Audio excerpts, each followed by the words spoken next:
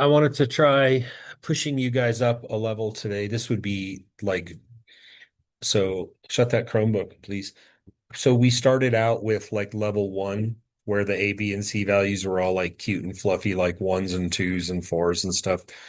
And then we really started diving into like levels two and three yesterday, where we have some fractions sprinkled in. And the one thing that I haven't asked you to do yet is a problem like this, where the fraction doesn't have a one on the top. So I don't think you're going to feel too much burn, but I've said that before. So the only reason we're talking about this, the only reason I haven't just handed out the next assignment is because of that red number. And so you could look back at all the examples we've done before on the last worksheet, problem 5, 6, 7, all the ones with fractions, they all had ones on the top. So that 3 is just going to add a little sprinkle of spice, and we'll talk about that when the time comes, okay? But you won't really feel it until it comes time to actually make graphy. So let's proceed as normal. What's A? Mm-hmm. And what's B? I don't think so. It's -9/2, right? So as continues to be the case, and there's no way you haven't gotten this memo yet. I'm just going to point it out. Sorry.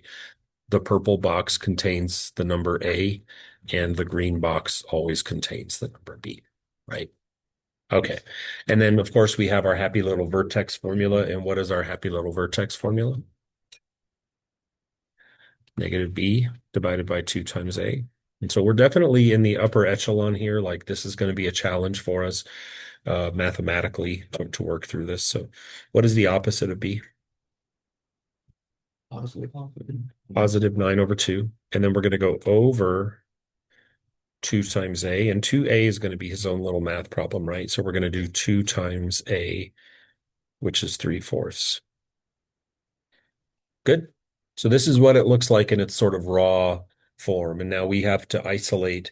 Oftentimes what we find is I'm in the middle of a math problem, and I'm like, oh, I got to go do another little math problem in the middle of my math problem. So we need to really just focus 100% on the yellow.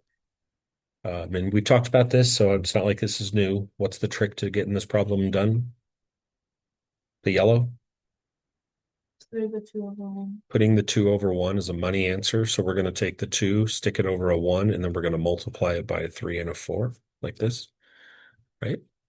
And then we're going to just go straight across. I know I like to reduce sometimes, but what I'm finding this year is if I just bypass the diagonal crossing things out step, I'm feeling a better vibe with you guys. So let's just do what we've been doing. 2 times 3 is 6. 1 times 4 is 4, right? And what does 6 over 4 reduce to?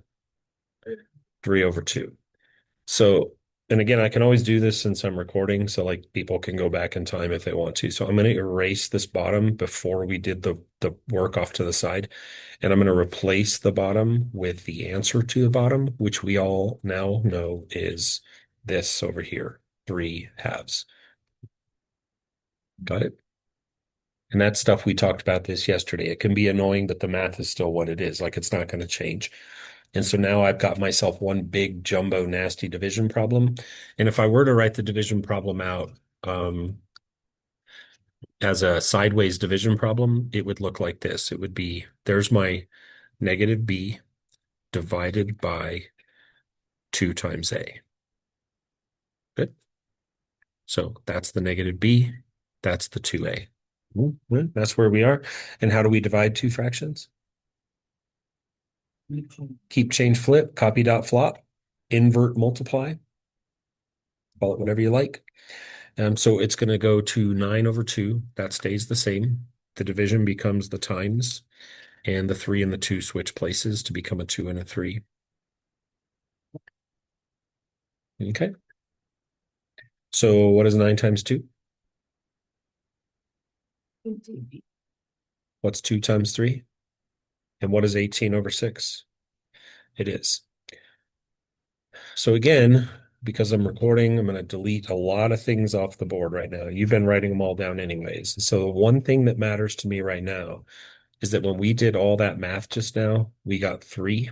And that means that we now know, all of us collectively, that the vertex of our graph will be at 3 comma something. And how do we find the something? Plug it in. Plug it in. And so this is it in its raw form. Some of you have really taken to this. I don't know that everybody has quite yet, but if you haven't, you will eventually, not because Mr. Ahern said to, you just will because you're going to be like, yep, I get them right more if I actually show my work. So this is what it looks like. So inside this large purple box up here at the top is a math expression, and I'm going to copy it down. And every time I get to the letter X, I'm just going to leave a space.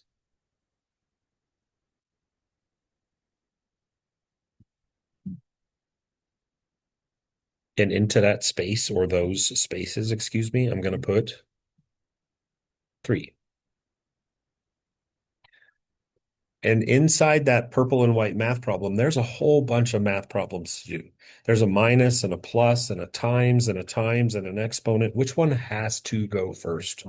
The exponent. That's a memo that I think everybody's gotten, and I'm really thankful for that. So we're going to isolate this right here, and we're going to multiply that out first. So we have 3/4 times 9 minus 9/2 times 3 plus 11/4, right?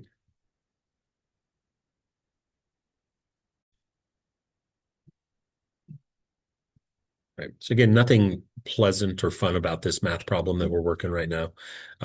So we have to go across the line, down the line one by one, and we just have to, I mean, ninth grade, we shouldn't be not answering these questions correctly. What's the trick to the red box?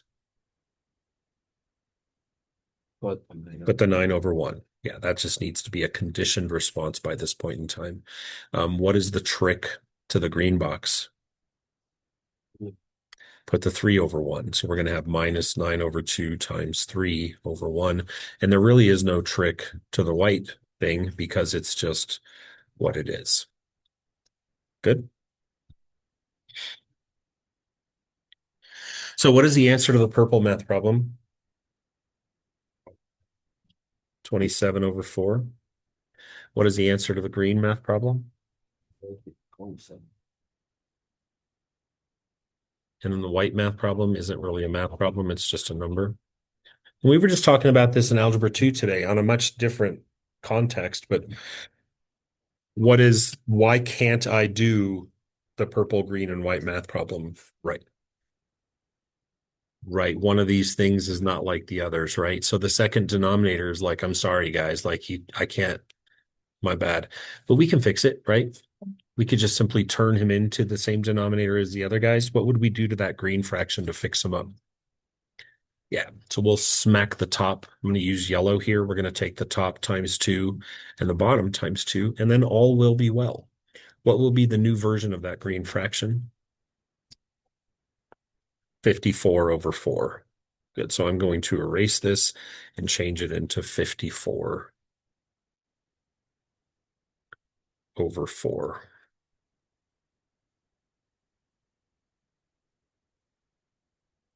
Good. Basic skills best. And now we can do it. And so the answer to this purple, green, and white math problem has to have 4 on the bottom. And then to figure out the top, you just, take a trip on the little red caterpillar there. It's definitely negative something because 27 minus 54 is negative 27, and negative 27 plus 11 is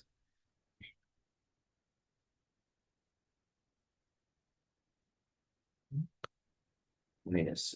negative 16. And what is negative 16 divided by 4? That's not why I wanted to do this problem with you this morning. I mean, that was good for us, I think, to sit and remind ourselves of how difficult this can be. But we're not to the part that I even wanted to talk to you about yet. All we've done so far is we found the vertex. So we now know that the vertex is at 3, -4. That was a lot of work. So what I wanted to talk to you about today is what happens in the front. So in the front, we have the normal thing to consider, right? By the way, what's the only number at this point on the board that even matters? 3/4. Good job. You got that memo. Nothing else matters. This whole equation now is dead to me. The only number now that matters is the builder, and the builder is the number that's in front of x squared, and the builder is 3/4. So I'm going to write that down over here. I'm not going to use that pen. I'm going to use this pen. I apologize on behalf of whatever is happening. Let's ignore them, okay? So that's a big deal. And so in the past, what you would have seen is instead of 3/4, it would have said 1/4. And if I said to you, what's going to happen to all of our ups, what would you say? Today, right now, if I said, okay, the chonker number in the red box is 1/4, what would that mean for all of my ups? They're going to be a fourth of what they were before, i.e. divide by 4, right? But it's not 1/4, it's 3/4. So here's what we're going to do. If you're writing this down, great. If you're not, then continue, I guess, to do whatever you're doing. We're going to make a table. And the table, I know you're sick of it, but I don't care. We're going to go, if we go out 1, we would normally go up 1, right? If we go out 2, we would normally go up 4. I'm going to keep going, okay? If we go out 3, we would normally go up 9. If we go out 4, we would normally go up 16. Let's do a couple more. Out 5, up 25, and of course out 6, up 36. As has always been the case, I'm not modifying these numbers over here, right? The outs are non-negotiable. We always go out 1, out 2, out 3, out 4. What's up for discussion is the numbers on the far right-hand side. And so what we want to do is we want to take all the numbers over here on the right, and we want to take 3/4 of them. Does anyone in this room know how to take 3/4 of something?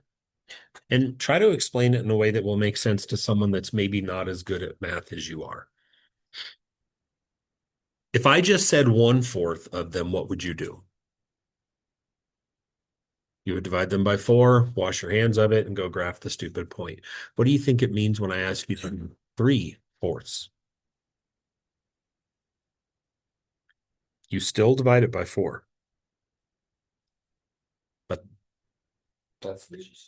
then you multiply by 3. The way this works is it's honestly just a glorified fishhook situation here, bless you. But what we're going to do is we're going to take each of these numbers. I'm going to pull this one kind of off to the side for you and show you what I mean. We're going to take 1, and we're going to start by dividing it by 4, and then we're going to multiply the top number by 3, which is going to give us 3/4. And that one, I'm not going to lie, was pretty obvious because it was a 1, right? Let's try it again. I'm going to switch colors so we can kind of see these apart. I'm going to take the number 4 off to the side, and I'm going to start by dividing the 4 by 4. What do I get? 1. And then what do I do with it? Multiply by 3, and what do I get? I get 3. So the numbers that I'm putting boxes around are what we will actually go up. And again, because it's a fraction with a number on top that's not 1, it's not that big a deal. I divide still like I did yesterday by the bottom. I keep dividing by the bottom, but when I'm done, I got to go back and smack the top, the number by 3, times 3 when I'm done. Let's change colors again. Let's go with, I'll go green. Let's take the number 9. And let's start by dividing 9 by 4. Good enough, right? But then what do we have to do? Multiply the top by 3. And what's 9 times 3? So we get 27 over 4. How many times does 4 go into 27? No. 6 times, with how many left over? We divide by 4, then multiply by 3. You can multiply by 3 first if that makes more sense to you. Do you like that better? Because you can do it in either order. You're going to figure out what floats your boat, okay? Yeah, you pick. 6 times 4 is 24, which means I'm missing 3. So I have 6 3/4. That's our next. Let's practice again. I'm running out of colors. Let's do yellow. If I take the yellow, I first divide it by 4. What's 16 divided by 4? I know I got 16 divided by 4 is 4. And what do I do with that? Multiply it by 3. And what's 4 times 3? 12. So my next upward movement is 12. I got white. I can use this one. And then maybe I'll cycle back to red when I'm done. 25. What do I do first? I divide it by 4. What do I do second? I multiply the top by 3. And what's 25 times 3? You got 3/4 in your pocket. You have 75 cents. So we have 75 fourths, which is a terribly but ugly thing to consider. But you math whizzes, come on, how many times does 4 go into 75? How many whole 4s can go into 75 before we got to take a 18. fractional part? Solid math, 18. So there are 18 that can go in, and 4 times 18 is 72, leaving 3/4 to go. One more. Do we have enough room to graph all these? No, but we're having fun, so let's do one more. 36. What do we do first? Divide it by 4. What's 36 divided by 4? Is 9. And what do we do after that? Times 3, and what do we get? 27. That was what I wanted to accomplish in our first few minutes together, was what happens when the fraction in front of x squared isn't just 1/2, 1/3, 1/4. It's not that different. You still divide by the bottom, but then you got the extra little thing of multiplying by the top. And you don't have to do that when it's a 1, because who would multiply by 1? Other than like a crackhead. Like, you wouldn't do that, right? Okay. So I'm going to hand out assignment 58. It's the next one. It's just more of the same. There's at least one like super level challenging problem, and then there's some cruiser ones on there, but that's what we're going to do. I'll pause this, and then whatever questions, I'll continue just to add in whatever you want to talk about, and we'll just make one big recording out of it, okay? Yeah, man.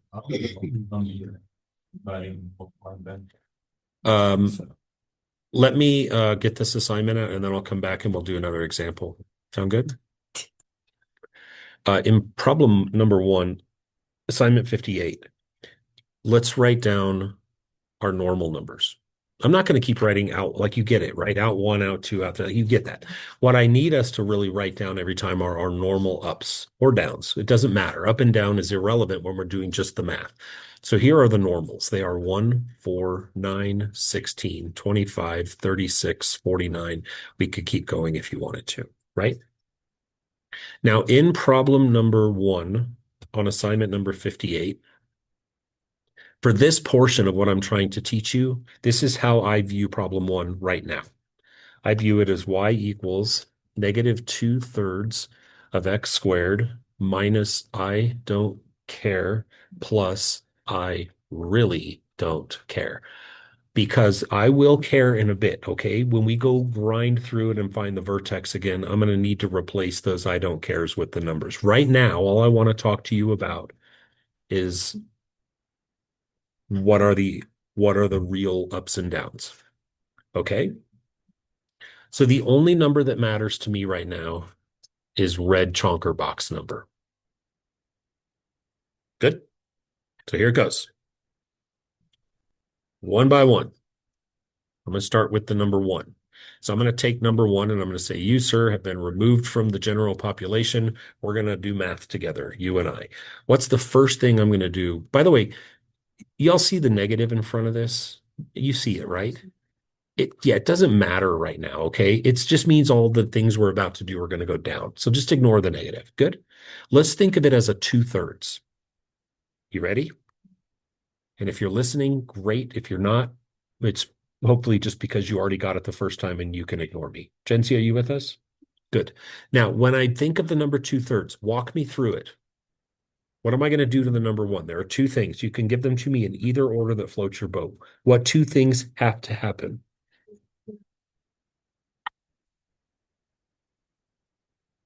Not where I was going with that. Just tell me, what 2 things do I have to do to this number to apply the number 2/3 to it? What are they? What's that? Divided by 3. Say that one more time. Divided by One more time. Divided by 3. I need you all on board with this. I'm going to point to two numbers. That 3 that I'm pointing at with the purple arrow is a divided by 3 because it's in the bottom of a fraction. This 2 I'm pointing at with the red arrow is a times 2 because it's in the top of a fraction. And JoJo likes to do the divided by first and then the times. Is there any law, going back to Julian's question, that would prevent me from doing the red before the purple? No, they just both have to get done. So if I take the number 1 and I apply, let's do it backwards and see if you like this. If I take the number 1 and I apply the red first, if I take it and I multiply it by 2, what does it become? 2. Right? We're not lost on that. 1 times 2. And then if I apply the purple divided by 3, what does it become? It becomes 2/3. And we have our first actual number. So in this graph, when we go out 1 here in a while, Lord knows how long it's going to take you to find the vertex. But when you finally find it and you go out 1, you now know that you go down 2/3 of a step. 1 down, several to go. Let's go again. And again, you can apply the red and the purple in whatever order floats your boat. So let's take now the number 4. And again, let's kind of take it out of general population. Let's move it over here. I'm going to draw a circle around it. And here we go. Did you like the times before divide vibe? Let's do it again. Whatever works for us collectively, it is awesome. So let's do the red vibe first. If we take this number and we multiply it by 2, because that's what the red says, what do we get? We get 8.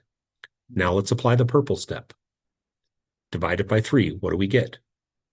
We get 8/3. But because it's a distance, I'm not going to say to Macy, hey, Macy, I need you to go down 8/3. She's going to look at me like I have 2 heads, as would any normal person.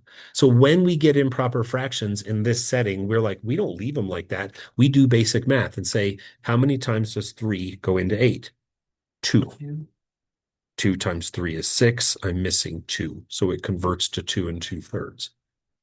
If I said to Macy, hey, I need you to go down 2 2/3, she'd go, yeah, roger that. She'd go down 1 hole, 2 holes, and then 2/3 of the way to the next one.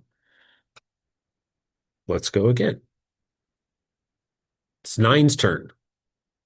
9 is just sitting there in line like the kid waiting for the teacher to come in. Oh, it's my turn. So here goes 9. Let's apply the red first. Times 2. What do we get? 9 times 2 is 18. And then we're going to apply the purple. What do we get? 18 over 3. And what does 18/3 very conveniently become?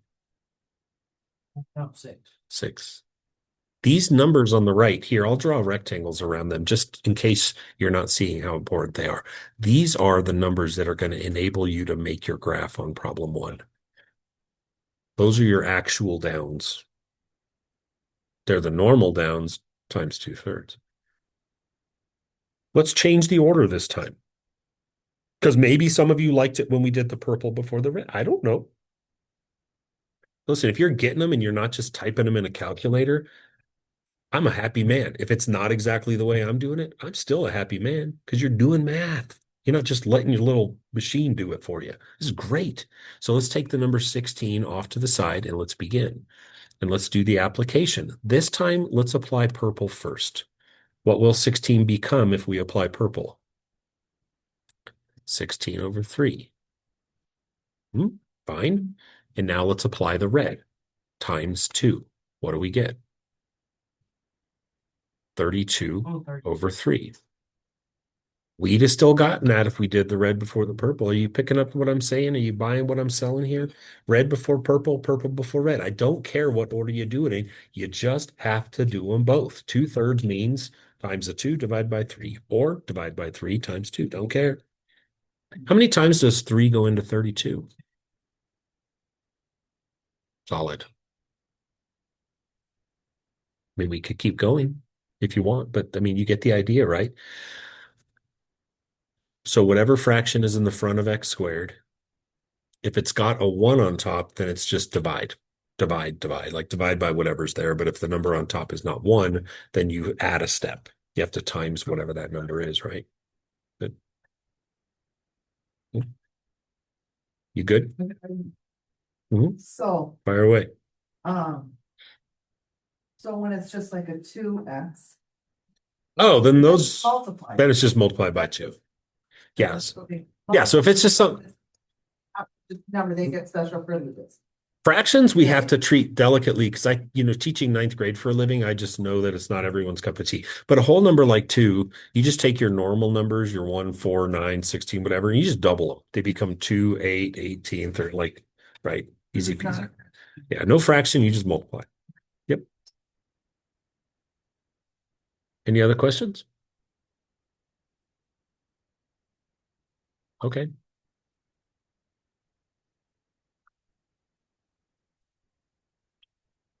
Give it a shot. So in number 1, our A value is negative 2/3. And our B value is negative 4/3. And so when we do the negative B over 2A, we're going to have our negative B looks like that. And your 2A should look like that. Is we good so far? So I'm trying to go a little bit fast. So in this case, I personally would just acknowledge that this is something divided by itself, which is 1, except I would make it negative 1. That's proof. Make it 1. Anything divided by itself is just 1. If one of them is a negative version of itself, then it's just negative 1. So now we know the vertex is at negative 1. And then we're going to plug that back into the original problem, which is going to look like this. It's going to be negative 2/3 of blank squared minus 4/3 of blank plus 13/3. And in all those blanks, we're just going to put the answer, the negative 1, like this. And then the order of operations is just what we follow. So we're going to do this exponent box first, and that's going to become positive 1. So we have negative 2/3 times positive 1. And then this next, the oval, is just going to become plus 4/3. You still with me? Okay. And then this is just going to become negative 2/3 plus 4/3, which is 2/3, and 2/3 plus 13/3 is 15/3, and 15/3 just equals 5. I kind of went fast, but I kind of had to there. So that means that the vertex is at negative 1, positive 5.